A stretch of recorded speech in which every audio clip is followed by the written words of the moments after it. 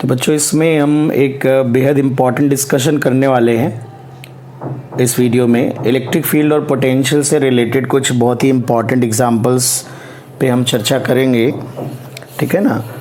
तो एक एग्जांपल लेते हैं। इलेक्ट्रिक फील्ड का फंक्शन दिया है k y i cap plus x J cap, find out potential at x, y if potential at origin is zero. तो एक कुछ सिमिलर क्वेश्चन है बट कैलकुलेशन थोड़ा डिफरेंट है। इससे रिलेटेड कैलकुलेशंस हम वर्क पावर एनर्जी में करवा चुके हैं, जो मैथ्स हम यहाँ यूज़ करेंगे। तो change in potential equal to minus E dot d r. तो अगर आप देखेंगे यहाँ पे पोटेंशियल चेंज क्या है, तो जनरल एक्स कॉमा वाई पे पोटेंशियल मान लेते हैं वी है और ओरिजिन पे पोटेंशियल दिया है ज़ीरो। तो ओरिजिन इनिशियल पॉइंट मान लेते हैं। तो ओरिजिन से 0,0 से x, y हम इंटीग्रेट करेंगे ई डॉट डी आर। इसका जब इंटीग्रेशन करेंगे डॉट प्रोडक्ट करेंगे डी आर के साथ, तो y i कैप है और डी आर वेक्टर होता है dx i cap dy j cap. तो dx का y के साथ डॉट प्रोडक्ट होगा तो k कॉमन आएगा, y dx और x j कैप है, वहाँ dy j कैप होता है। अगर मैं यहाँ लिख दूँ dx i cap d y j cap d z k cap, तो i का i के साथ होगा y into d x, j का j के साथ होगा x into d y, x into d y, और z का जो होगा वो ज़ीरो हो जाएगा, ठीक है ना, क्योंकि z है नहीं इसमें, ठीक है, इसमें है नहीं z, k है नहीं। तो जो पोटेंशियल आ रहा है इक्वल टू माइनस k, ये देखिए अब y d x plus x d y लिखा है ना, और 0,0 से x, y। तो ऐसे में इतने का आप इंटीग्रेशन नहीं कर सकते without knowing the function of y with respect to x, है ना इसका कर सकते हैं अकेले का। लेकिन ये ऐसे होल अगर देखा जाए तो बच्चों हम लोगों ने पढ़ा था वर्क पावर एनर्जी में कि इस तरह के फंक्शन जो आप कह सकते हो कंप्लीट डिफरेंशिएशन होते हैं किसी चीज़ का, d ऑफ समथिंग। तो ये डिफरेंशिएशन ऑफ xy लिखा है बेटा, है ना, ये डिफरेंशिएशन ऑफ xy लिखा है। तो अंदर वाली चीज़ अगर पार्ट में डिफरेंशिएट नहीं हो रही तो पहले हम चेक करेंगे, पक्का वो किसी न किसी फंक्शन का कंप्लीट डिफरेंशिएशन होगा, ठीक है ना। अगर ऐसा नहीं हुआ तो फिर हमें y और x में रिलेशन पता होना चाहिए कि किस पाथ से हम पार्टिकल को ले जा रहे हैं। y और x के रिलेशन का मतलब बेसिकली कर्व की इक्वेशन दी जाएगी कि इस पाथ से जा रहे हैं। बट मैं वर्क पावर एनर्जी में पढ़ा चुका हूँ, आप जानते हैं कि कंजर्वेटिव फील्ड में वर्क डन पाथ पे डिपेंड नहीं करता, और पोटेंशियल डिफरेंस भी क्या है, कंजर्वेटिव फील्ड के द्वारा किया गया वर्क डन है। तो कभी भी पाथ की रिक्वायरमेंट नहीं होगी, मतलब you will never need an equation two calculate the potential difference. तो हमेशा जो भी इलेक्ट्रिक फील्ड का फंक्शन दिया जाएगा, अगर वो रियलिस्टिक फंक्शन है, अगर वो इलेक्ट्रिक फील्ड का एक्चुअली फंक्शन है, तो हमेशा जो इंटीग्रेशन के अंदर लिखी हुई चीज़ है या तो वो टुकड़ों में इंटीग्रेट हो जाएगी या वो किसी चीज़ का कंप्लीट डिफरेंशिएशन है। तो differentiation of x and y अगर आप देखें तो क्या लिखेंगे, पहले आप एक्स का डिफरेंशिएशन करेंगे तो 1 इंटू डी एक्स, एक्स का डिफरेंशिएशन हो जाएगा इंटू वाई, तो वाई डी एक्स, प्लस दूसरे टर्म का डिफरेंस वाई का 1 इंटू डी वाई, वाई का डिफरेंशिएशन इंटू एक्स। तो x d y plus y d x, ये डी ऑफ एक्स वाई है। Similarly x square y cube का अगर डिफरेंशिएशन करना तो एक्स स्क्वायर का differentiation 2x dx into 3 into y cube, plus Y cube का differentiation 3y square d y into x square. तो इस चीज़ को जो आप लिख सकते हैं, देख सकते हैं 2x y cube d x 3y square x square d y, ये एक्चुअली डिफरेंशिएशन है, कंप्लीट डिफरेंशिएशन है एक्स स्क्वायर वाई क्यूब का। तो इस तरह से ये एक्स वाई का डिफरेंशिएशन। अब आप जानते हैं डिफरेंशिएशन और इंटीग्रेशन एक दूसरे के इन्वर्स फंक्शन है। तो ये एफ ऑफ एफ इन्वर्स कुछ ऐसे लिखा है, F of F inverse something type लिखा है। थोड़ी अगर मैं कैलकुलस यूज़ करूँ तो v की वैल्यू यहाँ पे, जैसे अगर आप सिंपल देखो, अगर डिफरेंशिएशन के अंदर अगर 2x dx लिखा है तो इसका आंसर एक्स स्क्वायर होता है ना क्योंकि जो अंदर लिखी हुई चीज़ है ये डिफरेंशिएशन ऑफ एक्स स्क्वायर है। तो ये जो चीज़ लिखी है ये जिसके डिफरेंशिएशन से आएगा उसको इंटीग्रेट करने से वहीं पे पहुंच जाएंगे। जैसे अगर मैं a का डिफरेंशिएशन करके b पे पहुंच रहा हूँ, सिंपल बात है, अगर a को डिफरेंशिएट करके b पे आ रहा हूँ तो b को इंटीग्रेट करेंगे तो वापस a पे आ जाएंगे। तो 2x, अगर मैं एक्स स्क्वायर का डिफरेंशिएशन करूँ तो आएगा 2x dx, तो 2x dx का इंटीग्रेशन क्या होगा, एक्स स्क्वायर। सिंपल बात है, यानी जिस किसी भी फंक्शन का इंटीग्रेशन वो फंक्शन होता है या एंटी डेरिवेटिव होता है, ठीक है ना। यानी इंटीग्रेशन के अंदर लिखी हुई चीज़ जिस फंक्शन का डिफरेंशिएशन है इंटीग्रेट करने पे हमें वापस वही फंक्शन मिल जाएगा। तो ये जो लिखा था ये डिफरेंशिएशन ऑफ एक्स स्क्वायर था, तो ऐसा समझो एक्स स्क्वायर का पहले आपने डिफरेंशिएशन किया तो आपको ये मिल गया, ठीक है, फिर आप उसका इंटीग्रेशन करे दे रहे हैं तो वापस एक्स स्क्वायर मिल जाएगा। तो जिस चीज़ का डिफरेंशिएशन होगा आंसर में वही फंक्शन आएगा आफ्टर इंटीग्रेशन। तो एक्स वाई हो जाएगा इसका इंटीग्रेशन। ये थोड़ी सी मैथ से जो मैं समझाने की कोशिश कर रहा हूँ आपको। तो 0,0 इनिशियल लिमिट है, x, y फाइनल लिमिट है, तो it is minus k x y हो जाएगा, x into y, x y को एक्स वाई रहने देंगे -0, ठीक है।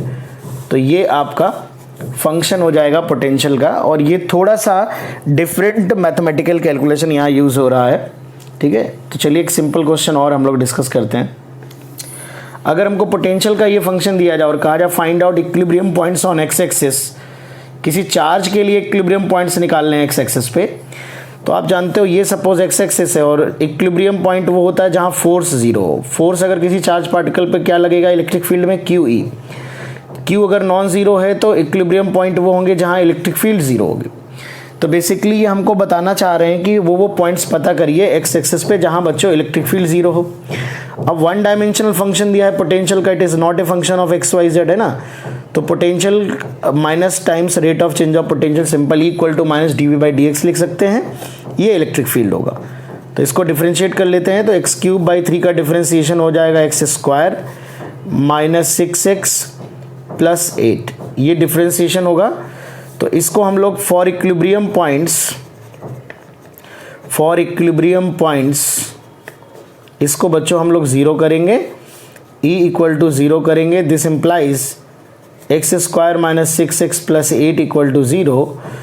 तो ये x minus 4, x minus 2 equal to 0, तो x की वैल्यू आएगी 2,4। तो there are 2 equilibrium points, 2 equilibrium point हैं बेटा यहाँ पे, और जिसकी आप जो वैल्यू है वो इस तरह से आप कैलकुलेट कर सकते हो, ठीक है। अभी किस तरह के इक्विलिब्रियम होंगे, स्टेबल, अनस्टेबल, न्यूट्रल, इसकी बातें हम बाद में करेंगे जब मैं अलग से सेपरेट 1-2 वीडियो के बाद इक्विलिब्रियम ऑफ चार्ज पार्टिकल पे डिस्कशन करूंगा using potential equations, potential curve, electric field equations, electric field curve. But ये मैं एक सिंपल आपको पॉइंट्स कैलकुलेट करवाना चाह रहा था, ठीक है ना। और एक अगर सिमिलर क्वेश्चन हम लोग चलिए डिस्कस करते हैं, ठीक है।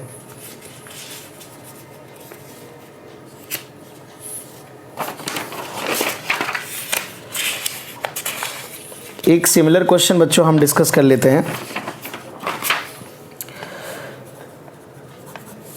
जैसे मान लेते हैं कि सिमिलर क्वेश्चन अगर दिया जाए, इलेक्ट्रिक फील्ड का फंक्शन है 2xy² i cap 2yx² j cap, ठीक है। और हमने कहा find out potential at x, y if potential at 0, 0 is 100 volt, right. तो ये भी कुछ आप देख रहे हैं कि मिक्सचर है एक्स वाई का, तो सिंगल टर्म का इंटीग्रेशन नहीं होगा। तो चलिए v final minus v initial, origin के और x, y के बीच में हम डिफरेंस ऑफ पोटेंशियल लिख रहे हैं माइनस E.dr, है ना। अब मैं बार बार बता चुका हूँ कि dr vector dx i cap dy j cap dz k cap है, उसका डॉट प्रोडक्ट लिख लीजिए। तो 2xy² के साथ dx आएगा, i कैप का i कैप के साथ होगा, और 2yx² के साथ dy आएगा। अब इस अकेले का आप इंटीग्रेशन अलग अलग नहीं कर सकते हो, बिकॉज जब तक एक्स वाई का रिलेशन पता नहीं होगा, बट वो हमें गिवन नहीं होगा। तो v minus 100 equal to minus क्या करेंगे 2xy² dx क्या करेंगे। तो इनको अगर आप देखो तो ये पूरी चीज़ x² y² का डिफरेंशिएशन लिखा है, पहले x के रिलेटिव में करेंगे तो 2x dx आएगा इंटू y² हो जाएगा, फिर y के रिलेटिव में करेंगे तो 2y dy आएगा इंटू x² हो जाएगा। तो इसका इंटीग्रेशन माइनस x² y² होगा। लोअर लिमिट 0, 0 है, ओरिजिन पे हमें पोटेंशियल 100 वोल्ट बता है और अपर लिमिट x, y है। तो v इक्वल टू 100 माइनस ये x² y² आएगा माइनस 0। तो v की वैल्यू जो आएगी it is 100 minus x² y²। तो इस तरह से बच्चों आप पोटेंशियल का फंक्शन कैलकुलेट कर सकते हो, ठीक है। अगर कुछ इस तरह का मिक्सचर दिया हो तो यहाँ पर आप बस अब ये देखोगे कि ये कंप्लीट डिफरेंशिएशन बनना चाहिए, किसी एक चीज़ का कंप्लीट डिफरेंशिएशन बनना चाहिए, ठीक है ना। अब इसी कॉन्सेप्ट का यूज़ करते हुए एक बड़ा सिंपल सा सवाल बनता है कि आपको ढेर सारे एग्जाम्पल दिए जाएंगे और आपसे कहेगा find out which of the following cannot represent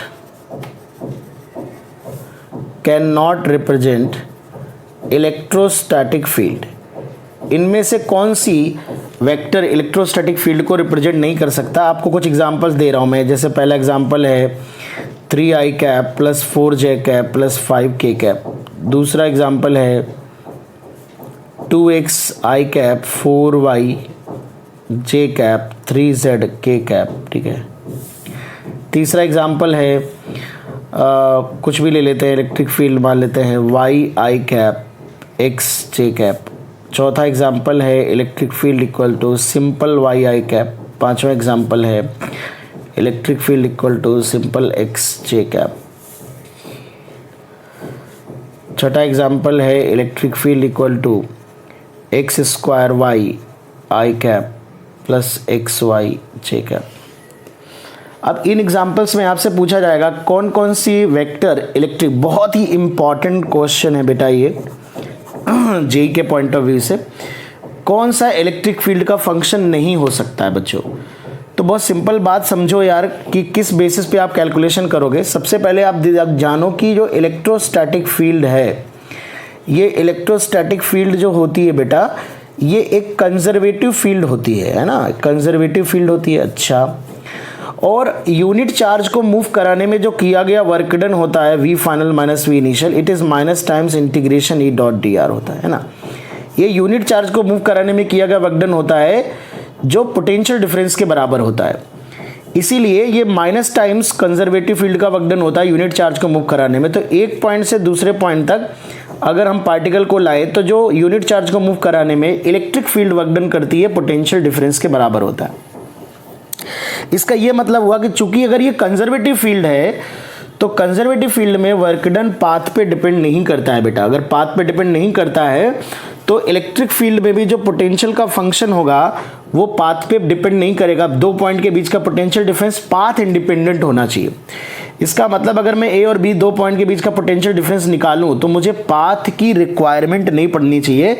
इसका ये मतलब है कि अगर मैं v final minus v initial निकाल रहा हूं using e dot d are, ये एक तरह से वर्क डन है यूनिट चार्ज को मूव कराने में, ये पाथ इंडिपेंडेंट होना चाहिए। मतलब ये जो इंटीग्रेशन बच्चों है, दिस इंटीग्रेशन, ठीक है, ये इंटीग्रेशन सॉल्व हो जाना चाहिए without using any path, without requirement of any path.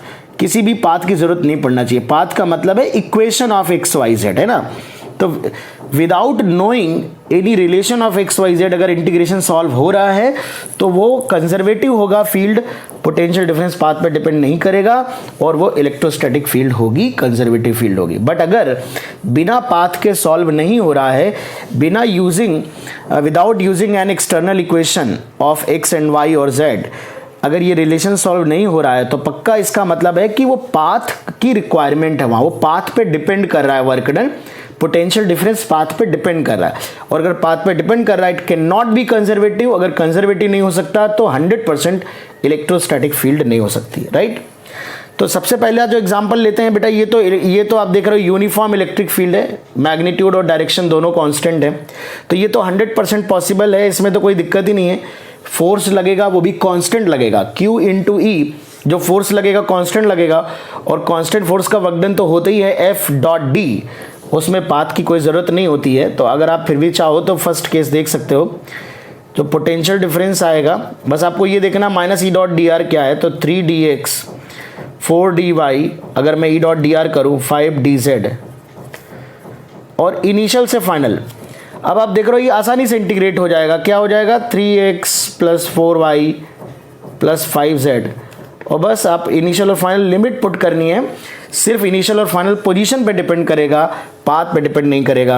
यानी फर्स्ट एग्जांपल में 100% ये इलेक्ट्रोस्टैटिक फील्ड हो सकता है और ये इलेक्ट्रोस्टैटिक फील्ड को रिप्रेजेंट कर सकता है। सिमिलरली सेकंड एग्जांपल बच्चों अगर हम देखें तो सेकंड एग्जांपल में v final minus v initial लिख लेते हैं। तो ये 2x i cap 4y j cap 3z k cap है, तो ये minus E dot d are, 2x i cap 2x dx हो जाएगा, dr के साथ डॉट प्रोडक्ट कर रहे हैं, ई डॉट डी आर, 4y के साथ dy आएगा और 3z के साथ dz आएगा।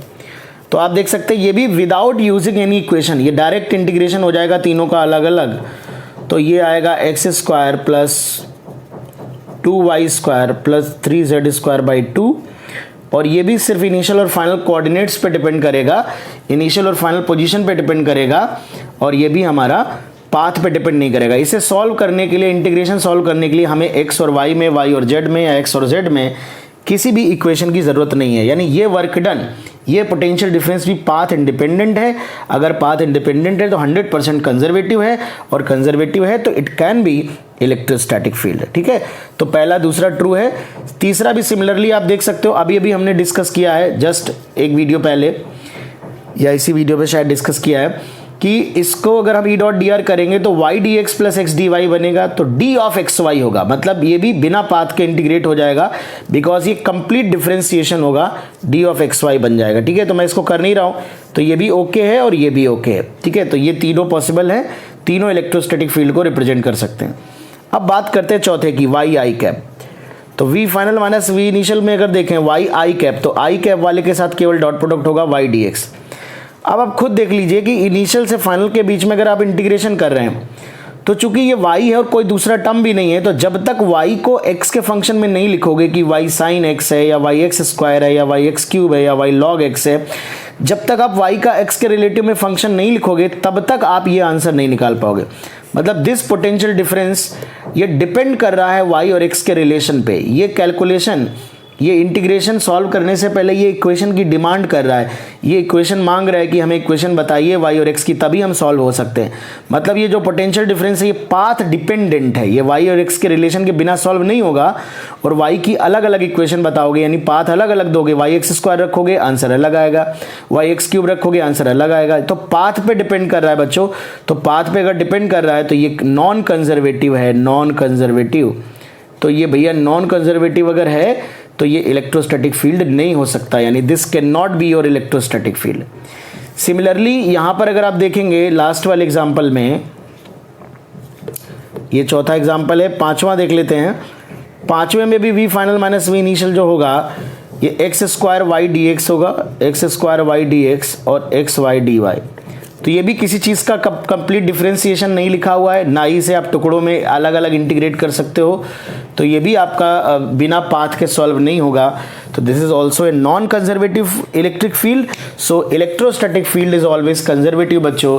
तो आप समझ लीजिए इस बात को हमेशा कि जो इलेक्ट्रिक फील्ड होती है वो कंजर्वेटिव होती है, तो यहाँ पर वो पाथ इंडिपेंडेंट नहीं है, तो वो जो इलेक्ट्रिक फील्ड नहीं होगा। यानी चौथा, सिमिलरली इसमें एक्स डी वाई आएगा तो ये भी पॉसिबल नहीं है। ये छठा था, सॉरी ये छठा था, तो ये भी नॉट पॉसिबल होगा, ये भी नॉट, इसमें एक्स डी वाई आ जाएगा जो आपका बिना पाथ के सॉल्व नहीं होगा।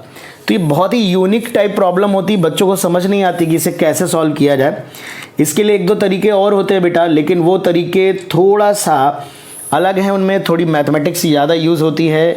हम लोग ग्रेजुएशन में वो मेथड्स पढ़ते हैं, ठीक है ना, बट वो मेथड्स मैं आपको नहीं बता रहा हूँ। मैं जो मेथड आप 12th स्टैंडर्ड में यूज़ कर सकते हो, 12th स्टैंडर्ड में जिस मेथड से आप इस्तेमाल करके आंसर बता सकते हो, सिर्फ उन मेथड्स की बात मैं यहाँ पे कर रहा हूँ, कोई दूसरा मेथड यहाँ पे हम डिस्कस नहीं कर रहे हैं, ठीक है ना।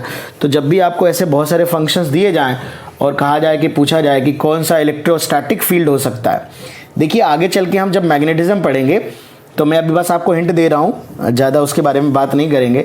तो एक इलेक्ट्रिक फील्ड होती है इंड्यूस्ड इलेक्ट्रिक फील्ड, वो भी इलेक्ट्रिक फील्ड होती है। वो इलेक्ट्रिक फील्ड नॉन कंजर्वेटिव होती है, वो इलेक्ट्रिक फील्ड आपकी कंजर्वेटिव नहीं होती, उसे इंड्यूस्ड इलेक्ट्रिक फील्ड कहते हैं। जब किसी रीजन में मैग्नेटिक फील्ड टाइम के साथ चेंज होती है तो वहाँ पर एक इलेक्ट्रिक फील्ड प्रोड्यूस होती है, जिसे इंड्यूस्ड इलेक्ट्रिक फील्ड कहते हैं, due to time varying magnetic field. तो बच्चों that electric field is non conservative in nature, वो इस इलेक्ट्रिक फील्ड से हटके होती है। हम लोग बच्चों इलेक्ट्रोस्टैटिक पढ़ रहे हैं, तो ये जो इलेक्ट्रिक फील्ड है इट इज इलेक्ट्रोस्टैटिक फील्ड।